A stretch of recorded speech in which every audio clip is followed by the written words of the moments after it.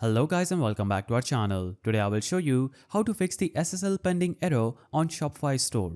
Let's jump in. So step 1 is checking the SSL status in Shopify. So first of all, let's check if your SSL certificate is active. Here's how you can do that. Simply navigate to Shopify admin, navigate to settings, then navigate to domains under these settings. Now look under the SSL status next to your domain. So I don't have any domains active, but if you'll have any domains, you'll have to just look under the SSL status. If it says SSL unavailable, move on to the next step. Next step is verifying your domain connection.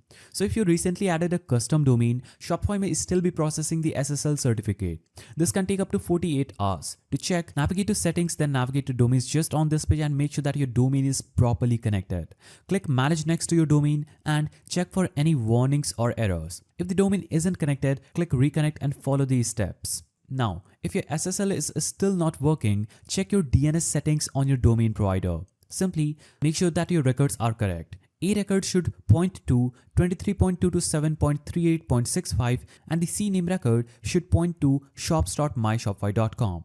Now, if the records are incorrect, update them and wait a few hours for changes to take effect. Now, if your SSL certificate is stuck, try this quick fix. Navigate to Shopify admin, navigate to settings, then navigate to domains. Now, under domains, temporarily disconnect your custom domain. Wait a few minutes, then reconnect the domain. And Shopify will automatically reissue the SSL certificate. Now, if you have followed these steps and your SSL issue isn't resolved, it's time to contact Shopify support. Simply open a new tab and type in Shopify Help Center, then hit enter and click on the link that says help.myshopify.com. Then it will take you to this page where you'll have to just explain the issue and provide details about your domain provider and DNS settings.